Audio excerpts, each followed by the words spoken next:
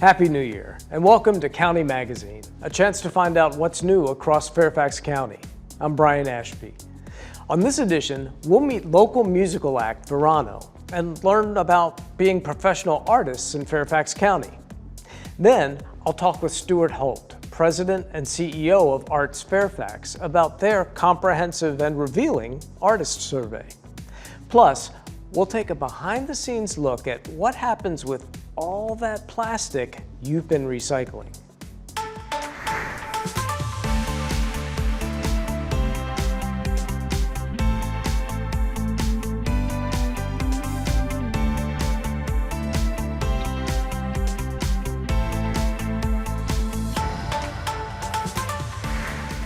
Award-winning international recording artists Veronneau are veterans of the performing arts scene here in Fairfax County.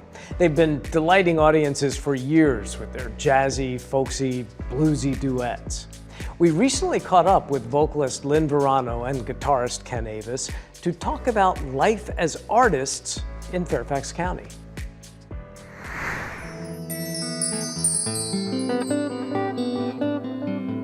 My name's Ken Avis. I'm the guitarist, vocalist, songwriter with the band Veronneau, which at its core is myself and my wife, Lynn Veronneau.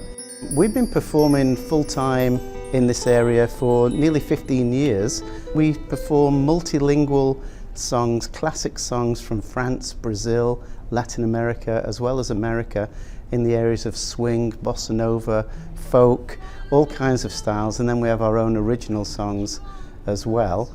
And in addition to being performers, we also book performances. We book 2 festivals a year at this beautiful theatre that we're in right now, the Creative Cauldron.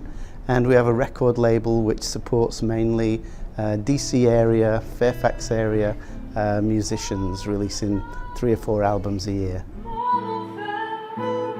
For me, doing something like the artist survey was a way to contribute to that sense of what is the artistic fabric of the Fairfax area and where do we fit into that as well. This is such a vibrant area from an arts perspective, and I don't think it fulfills its potential.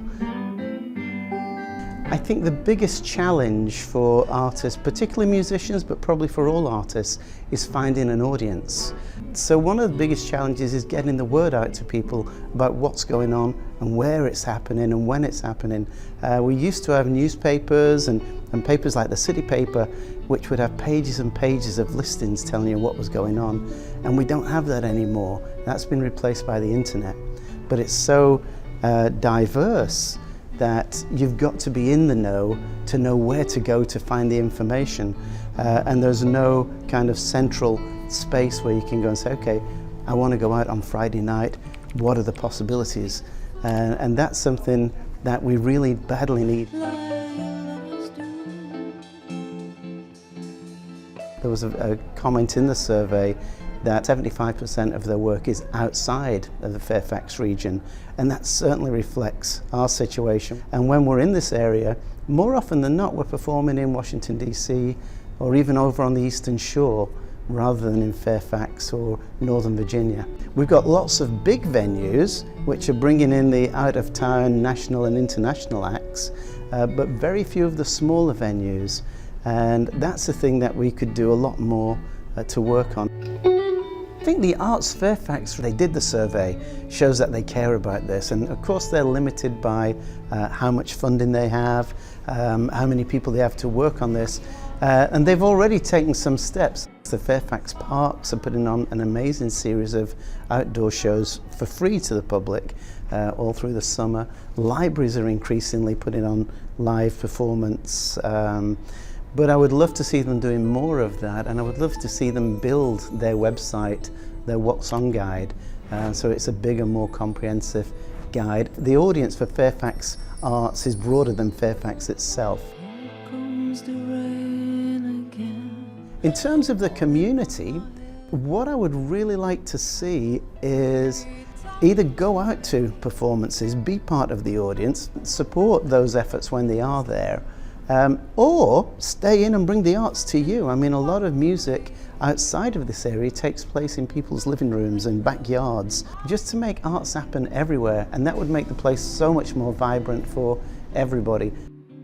It is a struggle, you know, but there are opportunities. You've got to be working, you've got to be out there chasing shows, building audiences.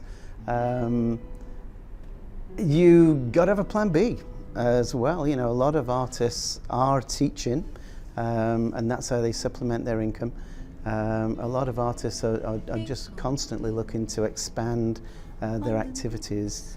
And I think if you're a young artist, a young performer coming up, my advice there is partner with the venues, partner with the audiences. It's not just enough to show up and be wonderful, and you've got to be changing and evolving all of the time.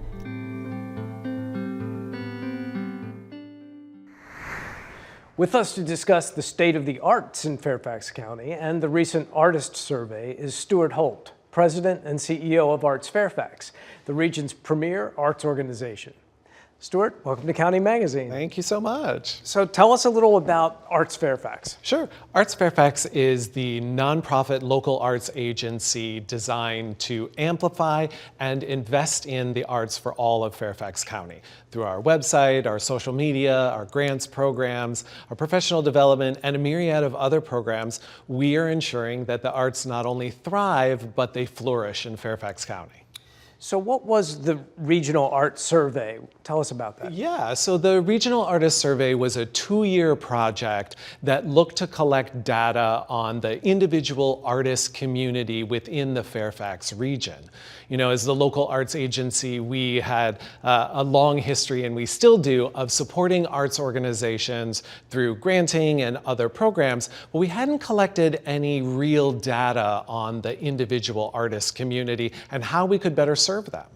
So is that how you determined the need for the survey, and how did you decide how you would conduct it? Yeah, we felt that a digital online survey was the best way for us to collect the most responses that we wanted to collect data on. So we started by developing an artist advisory council who were living and working in Fairfax County and practicing artists. So a survey that was created by artists for artists. But then we needed to think about a research partner. So we brought in AMS Analytics, who gave us some best practices in terms of survey creation, but also were with us to help analyze it.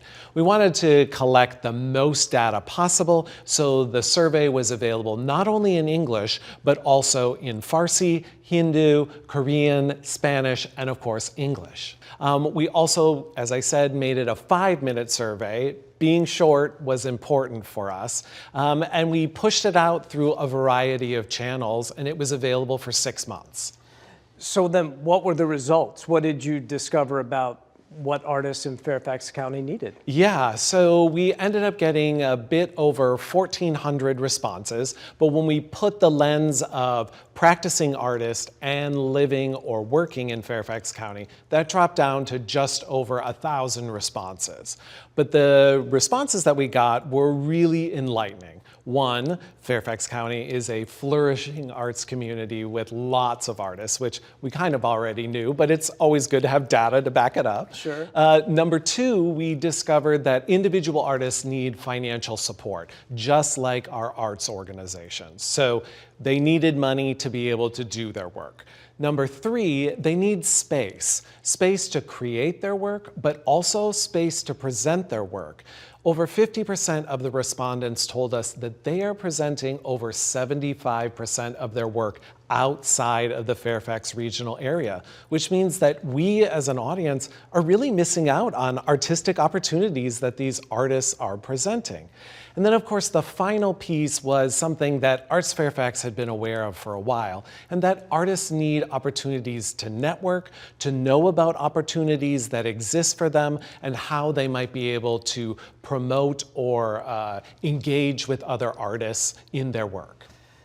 So then ultimately, who's responsible for helping solve these issues or these needs that the artists have. Yeah, it is a challenge when we think about solving those needs, but it isn't done by one entity alone. Of course, we led the charge in creating the survey, so it rests largely with us in terms of the networking piece. So we overhauled our website this summer. The second visited page on our website is our artist calls, so artists have a place to go for opportunities that are available to them. And finally, networking, the opportunity to gather in community with fellow artists, to talk about what work they are doing, other projects that might be available to other artists, and also just be aware of the larger landscape that exists within Fairfax County.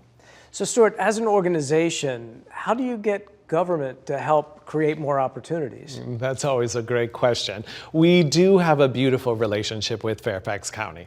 We receive a rather large allocation for funding to do our work and to re-grant to arts organizations. So we have an established relationship and they know that we are good stewards of that money. But the survey has provided data that's allowed us to have additional conversations about a need for space. ArtsFairfax can't create spaces on our own, so we need to have county and civic partners in that conversation. So we're thrilled that the data allows us to say, hey, this is important. It allows the county to say, these are spaces that are potentially in the pipeline that might be a good fit for either presenting art or creating art. And that for me is a beautiful marriage, the chance to receive funding for the work that we do, but also to consider space to present and create the work that we support. Well, and as residents see the art and all these opportunities, you're hoping, I'm sure, that they want to get more involved in the art scene. Yeah, you always want people to get involved with the art, to support the artists. The #1 visited page on the ArtsFairfax website is our events calendar. So there is a one-stop shop for the community to know what's happening and to in turn support both the arts organizations and the artists that are creating this work in the county. Stuart, thank you so much for coming by and filling us in on ArtsFairfax and the Artist Survey. Thanks so much, Brian. It's always a pleasure. Still to come, we'll learn yet another way the county is working to keep the environment healthy and clean for future generations. We'll be right back.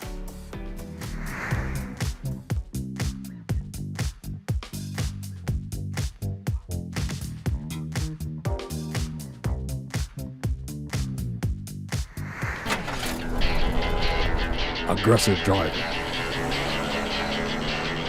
According to Virginia Code 46.2-868.1, a person is guilty of aggressive driving if they are in violation of any of the following. The penalties are stiff, and rightly so. Aggressive driving makes the roads more dangerous for you and your family. But there are 3 common violations spotted and cited by the Fairfax County Police most often. Tailgating or following too closely. It's not just rude, it's perilous. Tailgating makes collision more likely due to reduced braking distance. Following too closely violates the Code of Virginia and can earn you one of these.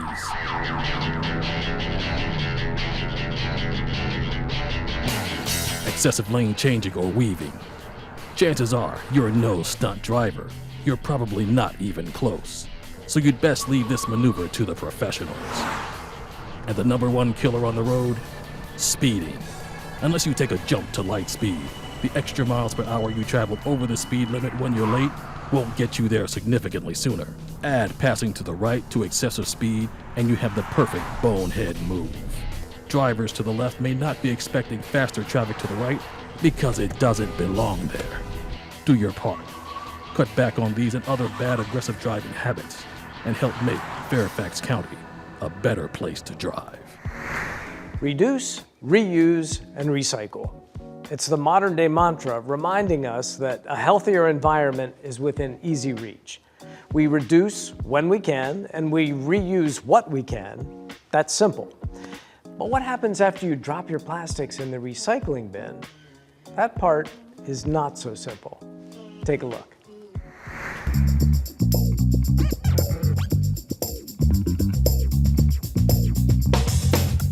Hi everybody! On this episode of Trash Talk, we're at a materials recovery facility to ask a very important question. What happens to the plastic we put in our recycling bin? Does it really get recycled? We're going to meet with Arturo Campos, who works here and is going to give us the answer to this question. He's an expert on all things recycling.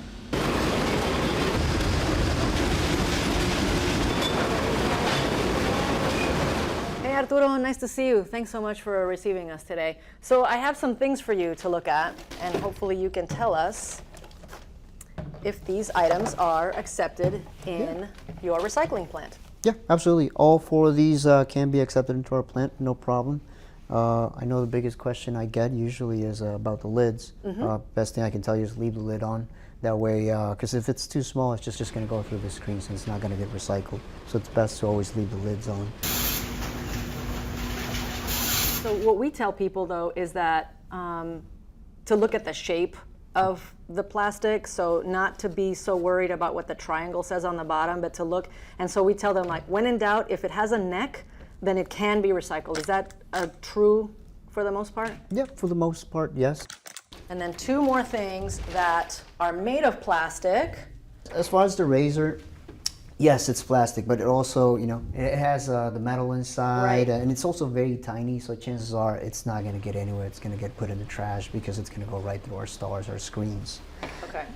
This one's our scariest one, probably. I understand, you know, we all see plastic. Yep. And we want to throw it. Something I always tell is like wishful recycling. Yes. The batteries, the lithium-ion batteries, any type of batteries for that matter, they're probably the biggest dangers that we have out here because they just light up and cause a fire extremely quickly, and we have nothing but combustible materials here. Okay. All right. So just to quickly review, small or batteries. things with batteries, or small things, or things that are made with multiple types of materials, like if it has metal and plastic, are no's. Black is a no. And all of the other things that are hard plastic and or have a neck are okay. Yep, we'll take them. Okay, and one more thing. So we are always telling our residents, please do not bag your recyclables. Don't put plastic bags in your recycling bin, and don't bag the recyclables, correct? Absolutely. These type of things, unfortunately, are going to get tied up in our facility with our stars, our screens, and everything. And if they're bagged up, unfortunately, our sorters have to actually break the bags open to get to all the material inside. Put it to you this way, the bands are moving so quickly and there's so much volume, sometimes it's not worth to break the bag open because of safety concerns. This is great to know. Thank you so much for clarifying. No problem. How about we take a tour? Awesome.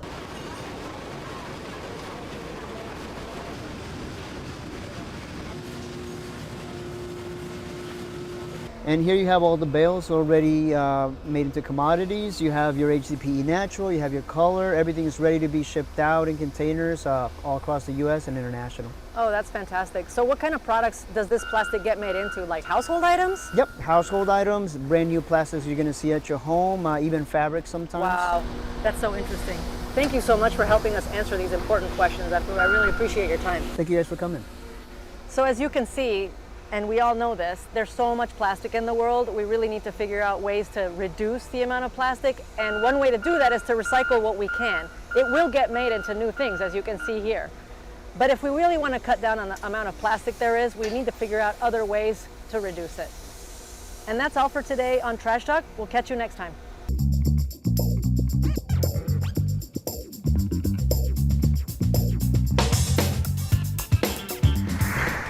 Well, that's going to do it for this edition of County Magazine. Thanks for joining me.